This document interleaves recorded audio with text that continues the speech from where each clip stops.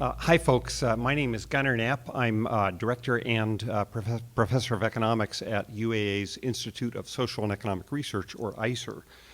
I was asked to sort of liven things up by maybe giving you a different perspective, a sort of economic perspective on climate change in Alaska. Briefly about myself, I'm not a climate change specialist or expert. Rather, my research background is in the Alaska economy and also in particular in the fishing industry.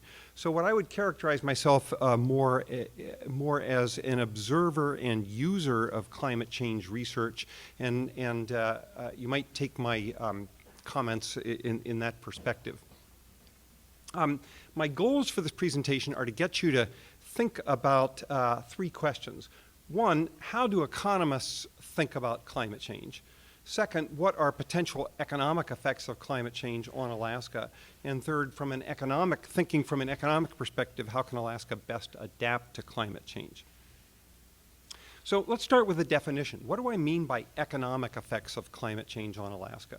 And by that I mean economic costs or benefits experienced in Alaska or by Alaskans as a direct or indirect result of climate change. By that I mean how do economic costs and benefits differ from those that we would experience if climate change did not occur. Now, why should we care about economic effects? Why go to this sort of extra measure of sort of trying to quantify things in economic terms, economic costs and benefits?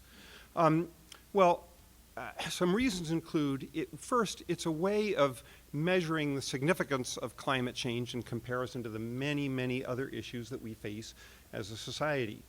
Is this a $1 million problem, a $100 million problem, a $1 billion problem, a $100 billion problem, I think that if you can begin to quantify it in that respect, it helps get people's attention. Second, economics provides a common yardstick for measuring the relative significance of different kinds of effects of climate change. And I've listed some of the very, very different kinds of ways in which climate change may affect Alaska. How do which ones are sort of more important, which are bigger or smaller? People are looking for this kind of information. Third, economics provides a way of evaluating potential strategies for mitigation and adaptation.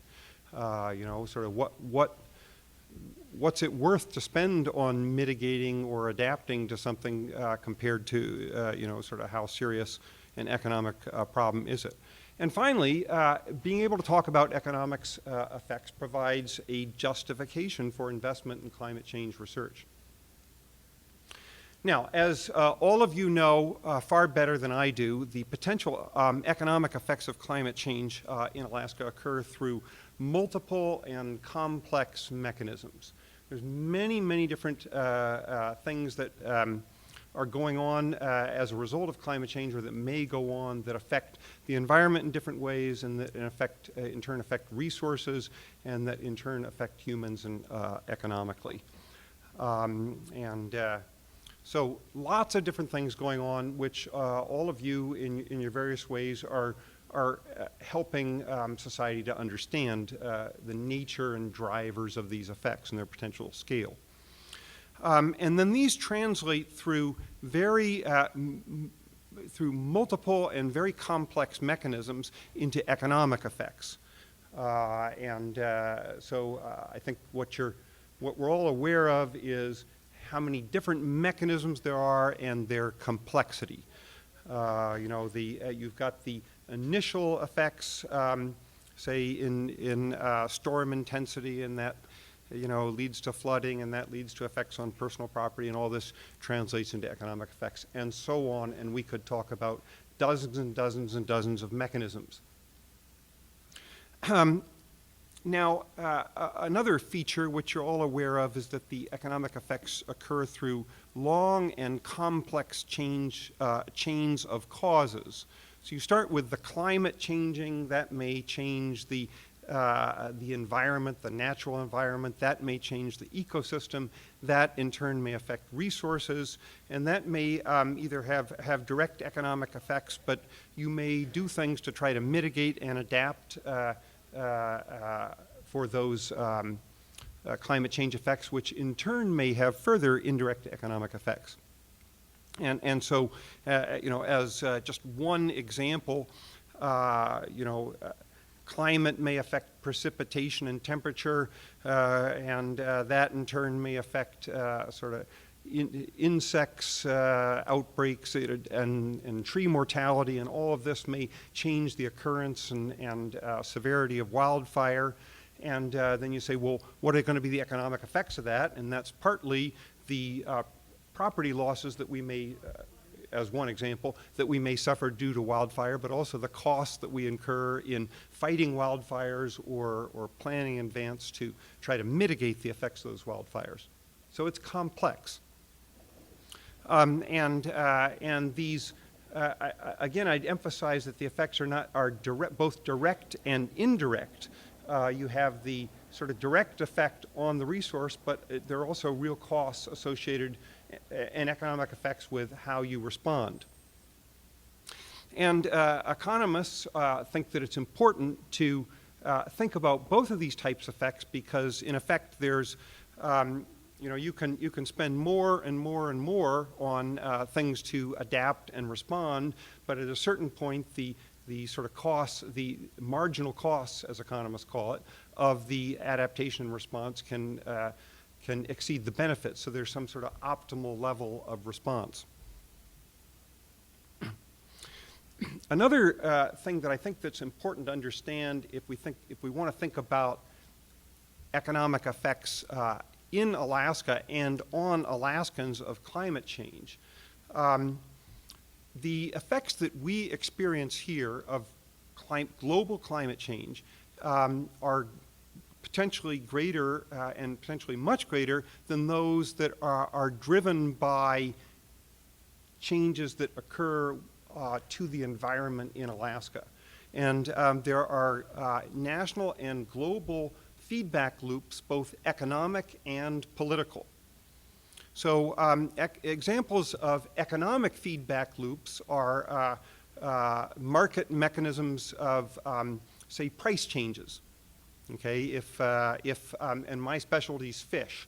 So if climate change causes fish to become scarce in other parts of the world, that can affect fish prices, which can directly affect Alaska fishermen as much as fish catches.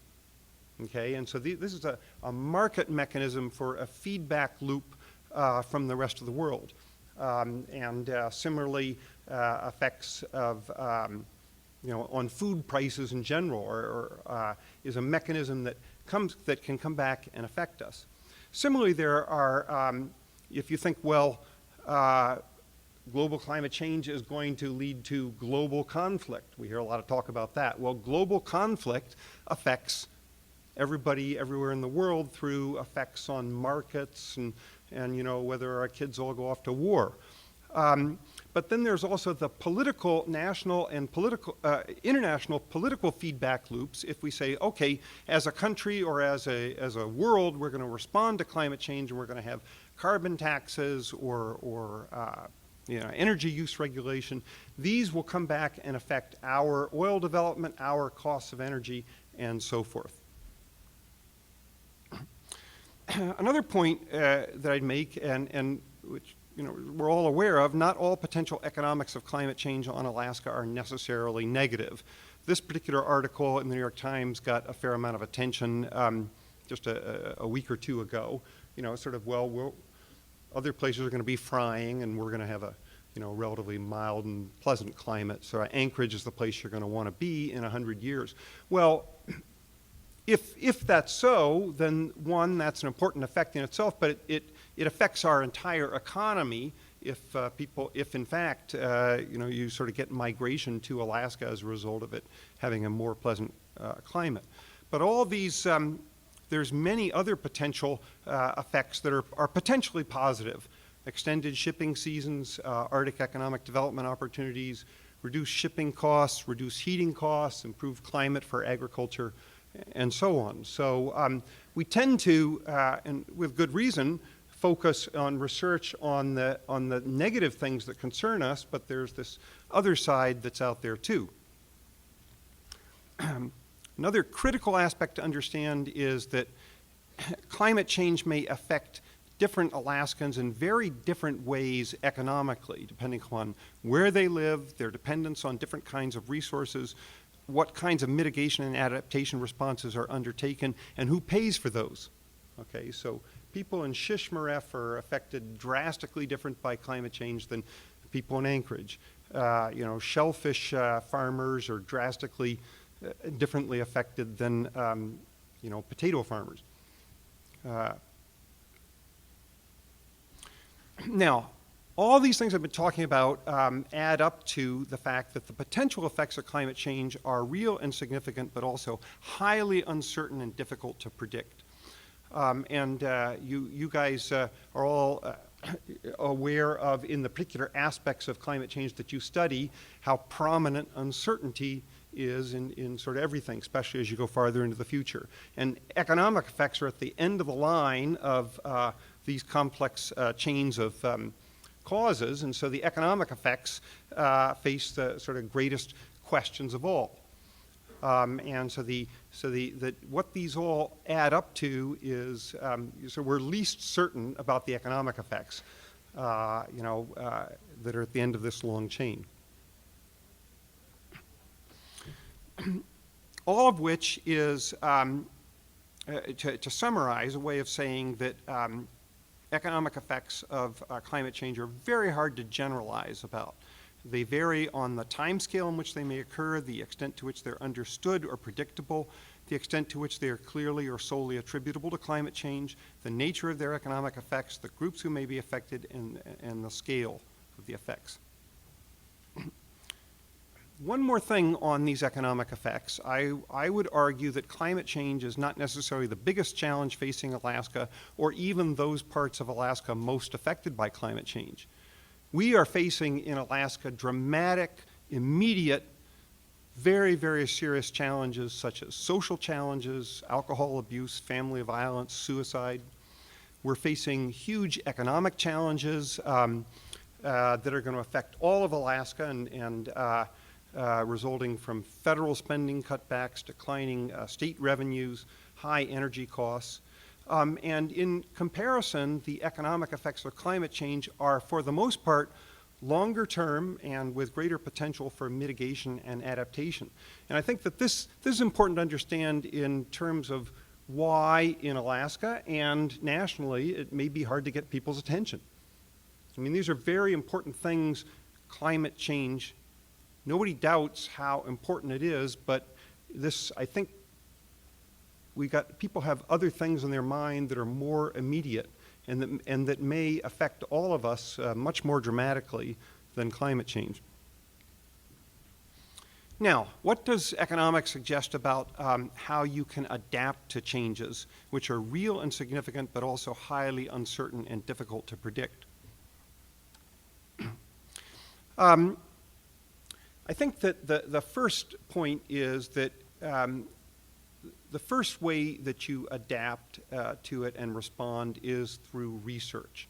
In other words, what I'm saying, what you guys do is important. And why is it important? It's important because uncertainty adds to costs and risks of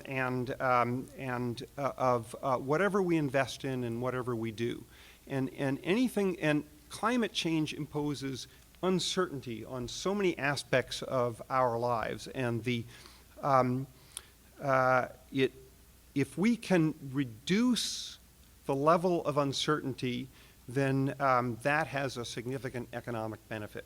It reduces the extent to which we don't prepare for climate change effects that might happen, or that we unnecessarily prepare for things that won't happen. So we should, therefore, be systematically gathering data to help us understand changes which are occurring or may occur. We need to invest in basic data collection that can help us understand this. And we need to systematically analyze data to understand the potential environmental changes and economic effects. And what I would urge you to do is don't think that you have to come up with precise predictions to be valuable. Anything you can do to reduce uncertainty is valuable and helpful. If you can just sort of reduce the scale of uncertainty, that helps. What people in business, for example, in the seafood industry, which I've studied, they want to know not what is what is your best estimate of exactly how the salmon run's going to change. You may have some best estimate. They want to know, what could it be? What's the worst that could happen? What's the best that could happen? What are we potentially looking at? When might it happen? And they want to know, how certain or uncertain are you about this? And even highly uncertain information is more useful than no information. Okay? And they want it in terms they can understand.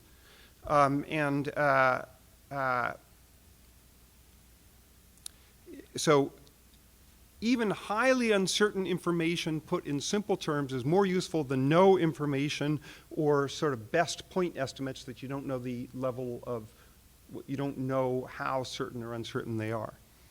Which is, I guess what I would say is, as reacting to the previous two presentations, my thoughts is what I, as a user of those models, a potential model, I'm going to want to know, okay, they're saying, this is how the tree cover may change or the permafrost. What I want to know is not just sort of what's the best prediction, but, what's the degree of certainty and how wide is the range. Second, we need to plan for responses to future change. We need to plan responses to extreme events. We need to invest to reduce the impacts of extreme events, and we need to design new infrastructure to be suitable for potential conditions. Well, I think you guys, that's preaching to the choir. You're aware of that.